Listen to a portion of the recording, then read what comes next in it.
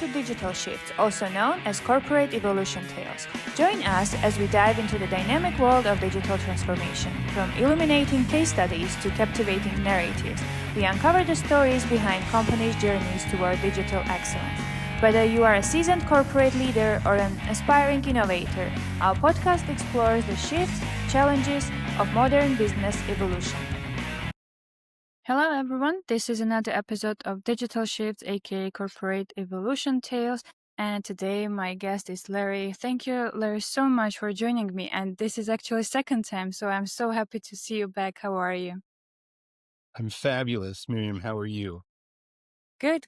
Thank you so much. Well, I think this will be first time that I actually have a guest for second time, and it's so interesting to see if your opinion changed, if I'm sure your experience actually is larger now. So let's dive to it. But before that, maybe for our new listeners, would you like to present yourself before we will dive into digital transformation? Yeah, I thank you. I am kind of an interesting person because I am the fifth generation of a family-owned business, and I often like to represent myself as someone with 180 years of experience because the family started in the 1850s, and they were very diligent about paying their knowledge forward. So I was able to get a lot of wisdom from my great-great-grandfather, great-grandfather, grandfather, father, etc. So I have a fairly uncommon background in business. Plus, I've never worked for a company that I didn't own. So that's another thing that is a little different about me. And finally, I'll say of the 13 companies that I've owned, 3 of them were technology companies. I bought my first computer in 1973 and automated our family business. I'm probably one of the few people around still working today with over 50 years of experience. And it's an interesting industry. It's a very difficult industry, and it's changed a lot over those 50 years. It's been very fascinating. So what I do today is I work with leadership teams and help them deal with change. Change is so prominent and so fast these days that there's a lot of struggle when they're growing and successful and they're dealing with things they've never dealt with before. So that's what I do these days, is work with leadership teams. Perfect. Okay, so let's start from the general question and let's see what is digital transformation for you based on your experience. What do you think about it? Well, I think digital transformation is a fact of life. Different people have different understandings of what a digital transformation means. And I respect all of those different perspectives, but your perspective is often driven by your personal circumstances. To me, what digital transformation is it's learning how to integrate technology into your world in a way that is supportive and helpful, not problematic, or what I like to say, doesn't create friction. Great. And I think when we are speaking about not being problematic, when we speak about big changes, usually there is this fear of unknown from the people, and generally, like the change itself is very difficult. So, could you mention some of those problems that, based on your experience, there are when we are speaking about the digital transformation? Of course, one of the most common pieces is when you move from a manual set of processes or systems, bookkeeping, payroll, billing, collections, any of the things that take place in a normal business. And if you have inventory control, of course, is a big thing. The first thing is that technology doesn't necessarily work the way the human brain works. So when you move a process or a system from a manual to a digital, the first problem that people face is they have to react differently. They're reacting to something a computer's telling them. They're not reacting to what the world around them is doing, not their environment. It's not, I have to go find a piece of paper and a pen. It's which button do I push? Which menu do I push? Yeah. That's the first problem. That's pretty basic, but it still exists in a lot of blue collar industries. The second problem, of course, is the problem of integration. We one of the things that technology exposed was that as a society, and I think this is true everywhere in the world, we have what I call duplication of data. Data Mm-hmm. exists in many, many, many places, and it's the same data every place. For example, I have a contact list in the cloud in two places, and I have a contact list on my phone and a contact list in my computer. All four have the same data. But if I update one, if those four data sources aren't connected, the other three don't get updated. And Yeah. it's on me to update them. So you either have to figure out a way to get them all integrated and connected, or you Mm-hmm. have to do it manually, which of course creates more friction and more trouble. There are other things that are out there as well. For example, one of my larger projects was with a government agency that handled public service pensions. And it had begun, the data center, the technology branch had begun as a data center. And there's a big, big difference between a data center where you store data and an information technology branch where you have to manage Mm-hmm. it and you have to deliver information to people.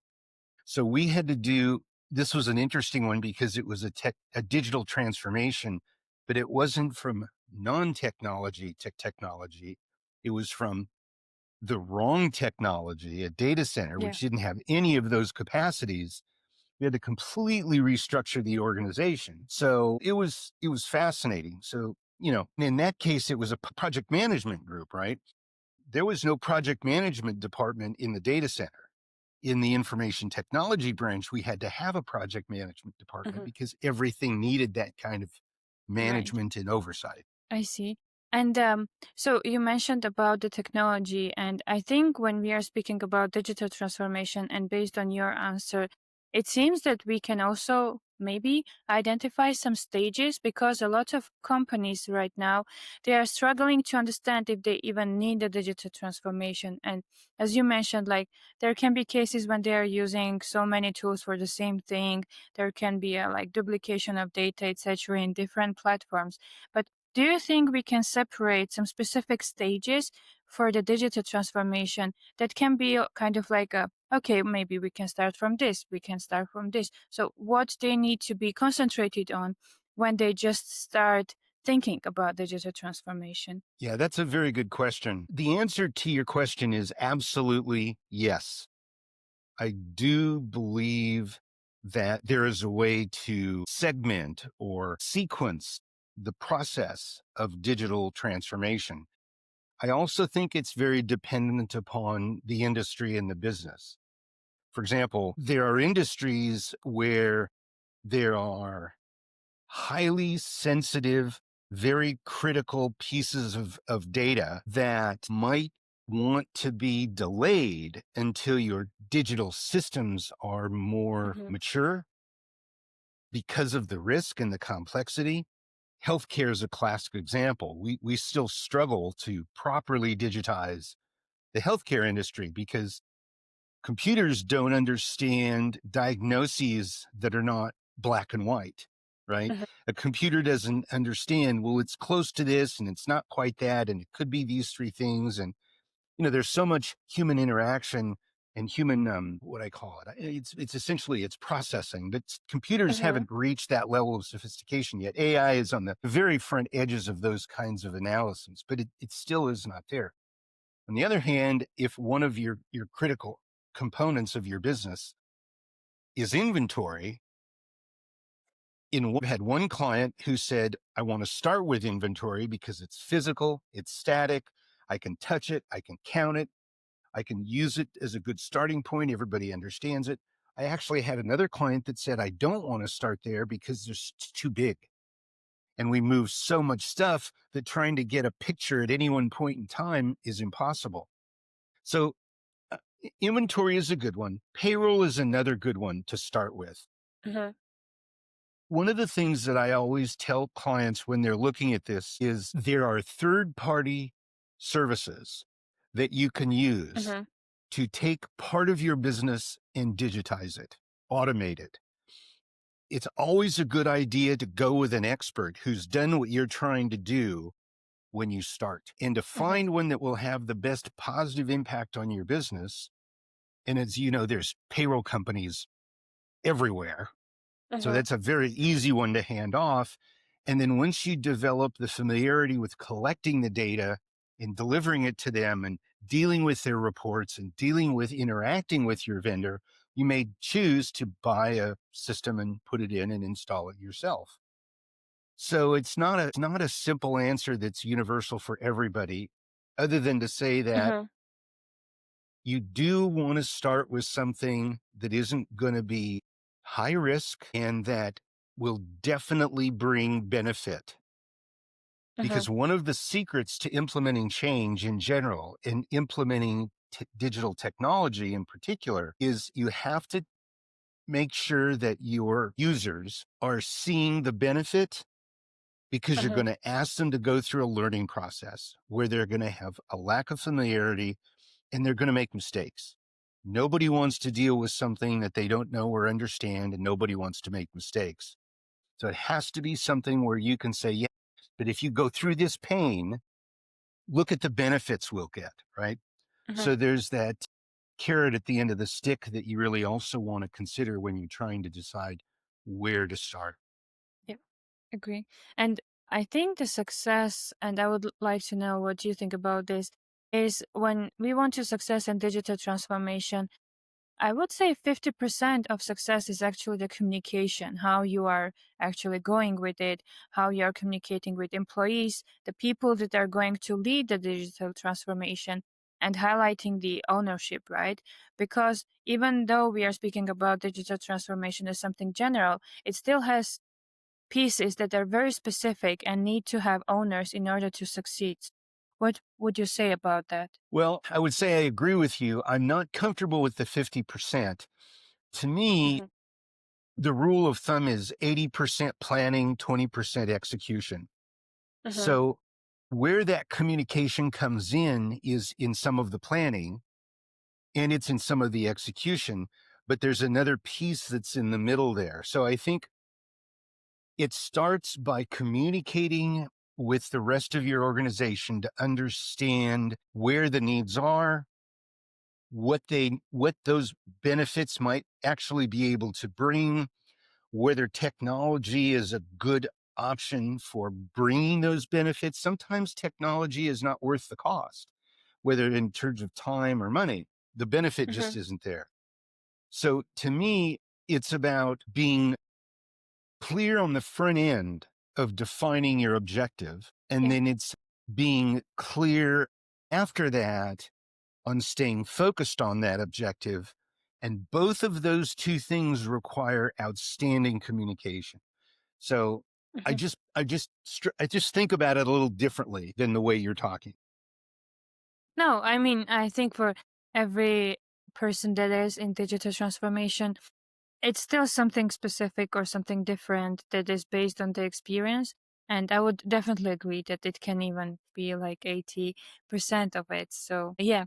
And looking back, what are some key lessons or insights you gained from digital transformation that can help people out there when they would like to start their own digital transformation? Well, the first thing I would tell you is that you really need to understand your customer and your Hmm. customer's needs, and you need to understand the value you deliver, because people buy from you because you've got something that they're willing to exchange money for, right? They're willing to Hmm. give you their money for something that they value. You need to understand what that is. Most business people don't really understand. For example, I have a lot of clients in the agricultural industry, and they all think that what the value that these are basically water companies, people that deal with water and serve farmers, Hmm. and they all think that the value they deliver is water. They allow people to have water when they want to grow their crops. And that's not the way the farmer thinks about it. What the farmer is getting is the ability to maintain their lifestyle, Yeah. right? Yeah. So Agree. Yeah. it's bigger than just water. So I think Mhm. the biggest lesson I can give anybody is know your customer, know how they think of you, why they want to do business with you, what your value is to them, and how you deliver that value before you start thinking about taking away anything and changing it. Yeah, yeah, definitely agree. And we spoke about technologies generally. Are there any specific technologies out there or any platforms that you think can support the digital transformation? Maybe something related to AI or a hardware that is helping, I don't know, anything that you would suggest to use or to implement when we are speaking about digital shift. Yeah, there's two comments that I'll make. The first is that over the years, the 5 decades I've been in this, I've watched technology go from physically very large and very Mm-hmm. sensitive down to glasses that have computers in them. And what we're now seeing is that mobile phones are getting bigger Mm-hmm. because people want more screen space, people want more flexibility, but they want mobility and transportability. So Mm-hmm. the thing that I would say in terms of the physical aspect of it is don't get dependent on mobility. Mm-hmm. Remember that technology is here to serve us. We are not here to serve technology. One of the things I really hate is when people say, I can't do that because my technology doesn't let me. Mm-hmm. Well, you shouldn't be using that technology if there's something you need to do that it won't do. And Yeah. for me, I'm very frustrated with the dependence on cell phones. Mm-hmm. When I try to log into a financial account online or the government, they all want my phone number so they can send me two-factor authentication. That's just ridiculous. There should be, many of them allow you to do a thumbprint or a facial scan. There's no reason to force people across multiple platforms. Mm-hmm. And I struggle with that because I now live in Europe and I don't have a US phone number. So there's some Yeah. organizations in the US, like the government, who won't accept a foreign phone number, yet they want to send me an SMS message. Yeah, that's always so frustrating. But the other thing about technology that I think this is interesting. This is kind of a sweet and salty comment. Mm-hmm. I'm thoroughly disillusioned with AI. I truly think it will destroy mankind. I don't think it'll do it in my lifetime. I'm 68. I think it'll be very, very much there for a long time. But I think in 60 or 80 or 100 years, there's going to be problems that we just can't anticipate. Mm-hmm. And if we don't deal with them properly, it'll be the end of us. That Yes. said, because AI is such a powerful part of everything that's electronic Mm-hmm. these days, I mean, I have a drying machine that sends me an SMS message when my clothes are starting. It's like, your clothes will be ready in 5 minutes, right? Yeah, yeah. I use AI a lot. Mm-hmm. And I think that's an amazingly powerful tool. It's not perfect. It makes Mm-hmm. mistakes all the time. People think that banks don't make mistakes. Banks make mistakes.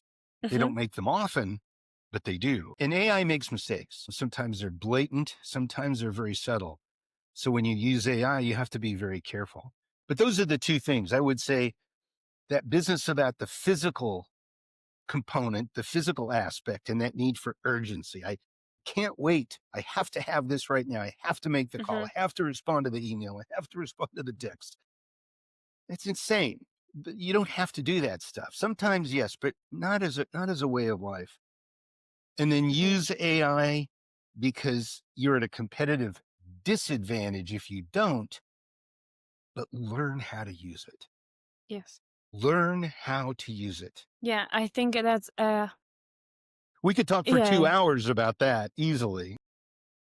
agree. And that's what I'm always saying when I'm asked like, okay, so what is AI for you? And like, is it going to replace any position in your company, etc.? I'm like, it's not about replacing people. It's just being able to use it properly, that's when you are not going to be replaced. If you are like doing just the automatic stuff, of course, it can do it better than us right now just because of the amount of data that it has. But generally, if you know how to use it, if you learn the proper knowledge, I think that's the powerful tool that can be actually used even on the daily basis. I agree. Yeah, great. And I think this will be my last question before we will wrap up this episode. And that will be about the advice that you would offer to other companies or like the individuals to take into account when they are starting their digital transformation. So, what will be your advice to them? Well, other than what I've already said, specifically around understanding your value and understanding your clients' needs, before you invest in digital technology, make sure that you understand the cost and the return, because this is not a static one-time purchase. When you start down the path of digital transformation, you are opening up an expense account that never is closed. There will always be a need to spend money, and you need to know how much you can afford to spend and maintain profitability. So understand the benefits that you're going to get and quantify them financially so that you understand how to budget your future expenses and your future technology financial demands. Great. I think this is one of the most to the point advices that I got so far. So thank you so much for our conversation discussion. And yeah, I was so happy to meet you again. And I think we had a kind of new wave of digital transformation information shared from your side. So thank you for that. Anything that you would like to mention before we will end this episode? I thank you, Miriam. I'm glad to be back. I get asked back often from people who say what you say. I don't ever ask people back, so it's really, it's really an honor, and I appreciate it. Thank you. And I would like to let the listeners know that I do have a new website. It's the same address, mandelberg.biz, but there is a lot of new information up there, and I am converting literally all of my services into an online format. So for those who want to work with me directly, I am still available.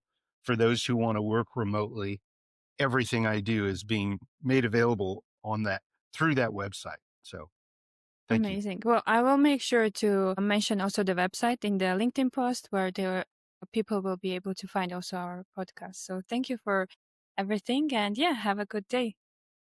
Absolute. You as well. Thanks.